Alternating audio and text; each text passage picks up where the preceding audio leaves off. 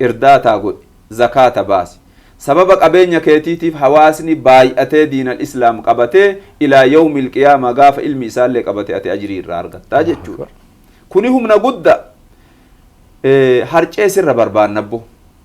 zayitii sirra barbaanna sukkaara sirra barbaanna uffata sirra barbaanna zakaa sirra barbaanna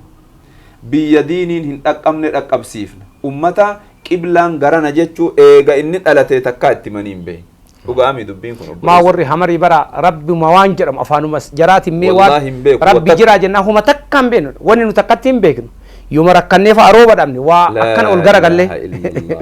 akkana godhu qabu jira jenna meeqaa lakkoobsa isaan beekan meeqaa lakkoobsa isaan beekan tokko ta'ee rabbii tokkicha lamatu jira jennaan gariin sosti gariin aratti kun hulatti hin beeknu lakkoobsa isaa sadarkaa kanatti ga'uu kadeem ummata amantaa tokkochaan qabne jechuudha kallachi isaa takkaa sujuudeen beeyin maqaa uffata kan keetii uffatee sii sujuudaani ajrii argatta qiblaan beeku qiblaa itti mudhisna ajrii argatta ilmaan isaa irraa qaraasisna yaa ummata islaamaa ka ala jirtan ka keeysa jirtan akkaawwantii gamtaa ka bahe kana irratti ka hayyama guutuu qabu ka federaalis beeku sochiin tun ammoo sochii qabatamaan ulamaa'ota gurguddaa warra federaala jiran kan Dr. Jaylaan quba qaban ka Sheek Muhammad Zeyniin quba qaban majlisni Oromiyaa gaaliin quba ka qabu jechuudha dirqama wallaahi alcadiim galata namaatii miti ka diinii dalagaa jiru liwajhillaahi ilkariim jenneeti ka dalagaa jiru waan qabnuuni waan beeynuuni waan dandeenyuun dalagaa jirra haga daqiiqaa dandeennee dalagaa jirralleedha ammoo bara akkasi haga likkii daqiiqaa dandee fattaqullaha mastata'tu yoo daqiiqaa tanan nu dadhabne rabbi tatarteen gatu inuuyyuu yaada keenna sanillee rabbi nuu galmeessee galmaan nuu baasa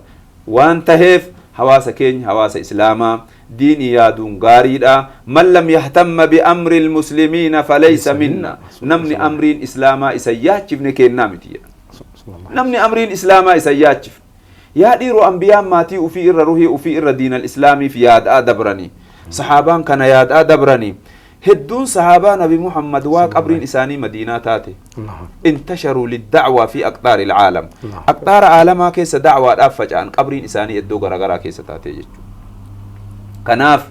jiini kun ji'a sadaqaati ji'a barakaati ji'a zakaata baasanii suuqa keessaa baafta daldala daldaltu keessaa baafta midhaan keessaa baafta yaa dhiiro rabbi ajrii sii kataba gimmaasha bakka hajaateetii fidii gimmaasha nuu kenna wallahi gimmaasha nuu kenna jihaada guddaan ittiin deemsifna ardha bara warri beeta kiristaanaa warri ortodoksii maqaa itti godhee zakaa kana guuree kullii beeta kiristaanaatiif nama qabeenya qabu kanarraa baanki beetii meeqa dhaabatee isaan alama duniyaa raasuu isin quba qabdanii guutu yoo diqqaate bara biyya teenya tana keessa warri islaamummaan ala jiru fooqa 860 ol qabaadha kiristaanni qofti biyya tana keessa ka kufrii irraa raabsanii ummataan jallisan kana guutuu baaxila kana ittiin geggeessan fooqa 860 miti 860 860 adda hawaasni muslimaa qindoomuu dadhabee tokkoomuu dadhabeeti osoo miiliyeena hayyuullee qabu hayyoo mallee qabu namallee qabu namoo mallee qabu duniyaallee qabu ummata rakkoo malee badhinnan himanni ta'e yeroo mara rakkinnum ulamaa ibira geennaan rakkinna madrasaa bira geennaan rakkinna masaajida bira geennaan rakkinna eegana ammallee wanta biroo bira geennaan rakkinna rakkuma himataa jechuudha laakiin addunyaan qindoomte akkam jennu kana walitti qabde nu amma fakkeenyaaf Itoophiyaa tana keessa muslimni adda Itoophiyaan lakkoofsi biyya keenyaa 100 gara 20 yoo diqqaatee parsantiin hawaasa muslimaa wada akka osoo jenne miiliyoona 60 osoo namni rabbi amane tokko jibrii takka nu kenne nu miiliyoona 60 arganne nu miiliyoona 60 osoo arganne gaggara galle Itoophiyaa tana parsantii wada akka homa diqqoodhaan gara islaamummaa deebisuu hin dandeenye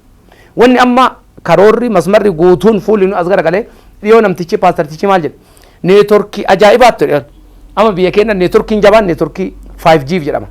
5G kun amma eegalaara dhiqqoo si gara naannolee tokko eegalee dhiyoo beeksisaa jiran osoo 5G kun Itoophiyaa keessatti hin hojjetin neetworkiin islaamummaa sidaama seenedha neetworkii islaamummaatu seene dabuubii kana neetworkii islaamummaatu seene sidaama laakiin ammoo wanni isaan rakkatan waan didiqqoo eessa salaan masjiida hin qabnu eenyu nu barsiisa sheeka nu barsiisu hin qabnu eenyu risaalaa nutti hima nama nutti himu hin qabnu dhiyoo maal jedhe namni wayii asii gara boorana wayii sadeemee taphaa goonan akkana jedhee quraanaaf hadiisa himnaan jechuma bareedaa kana haasawuma bareedaa kana namuma isa isinii himanuu himaadhani ergamaa rabbiitu nutti himee ergama ammaan rabbii ka ganda arsii baalee fi harargee fi jimma dhufee eegana ergaa bareedaa kana isinii hime ganda kee namaa dhufuu didee adda nun qoodee osoo nutti himin nu biraa deebi'e lakki ergamaan rabbii qaamaan hin dhufne jennaan isiniin ergaan ergamaan rabbii isin bira dhufe sun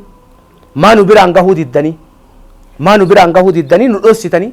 jiruun teenna baddee duniyaatti illee diqqaanne akiratti illee warra salphinnaa taane irra hedduu ummata keenna akkamitti ibiddi jahannamii isa nyaateedha walumaa galatti maalidha wanni waan kanarraa hubatamu nuti hadha warri ergaan ergamaan rabbii bira gahe ka quraanni bira gahe addunyaan gahu bara ummanni Gujii fi Booranaa yeroo hedduu yoo dubbatan maal jedhan ummata Arsii ummata Baalee ummata Harargee ummata Jimma ganda diin rabbii bareeche haqa rabbii nu dhossitanii sababa isin gadi baatanii dubbatuu dhabuutiin nuti ibiddi nu nyaate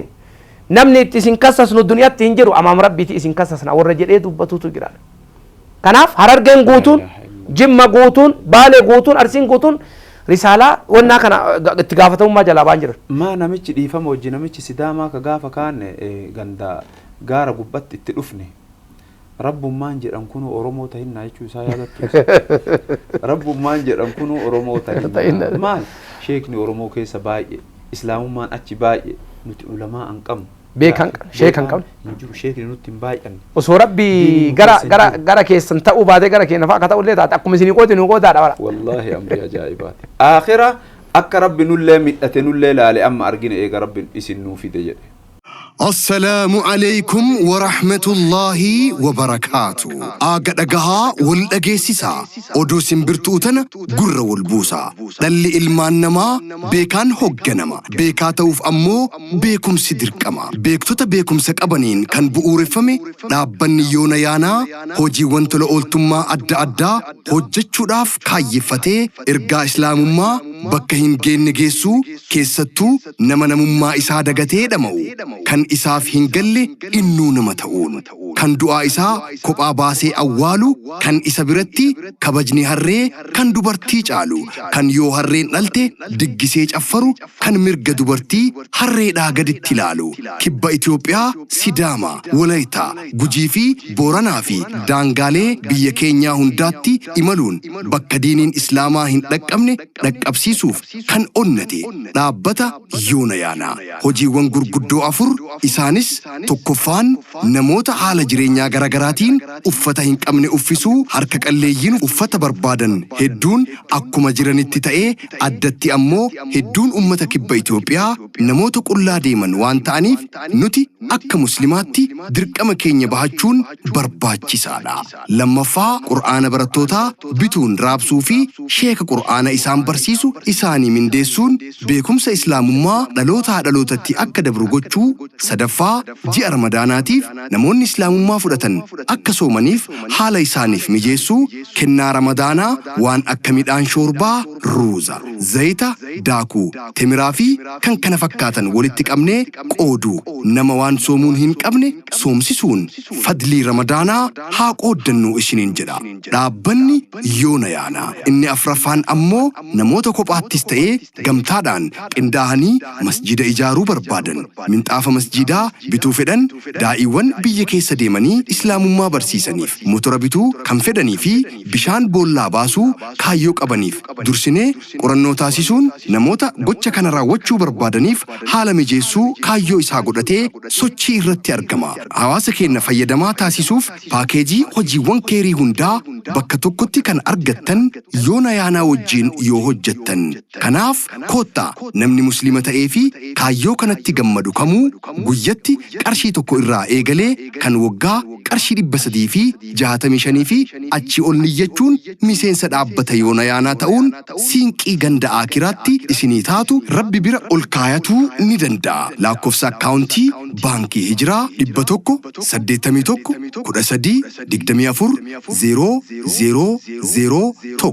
baankii raamis 10 1 0 0 0 0 061101. Baankii Daldala Itoophiyaa 116688 Odeeffannoo dabalataatiif lakkoofsa bilbilaa 0913 51 43 14 yookaan 0977 71 70 71. Dhaabbata tola ooltummaa Yoona Yaana.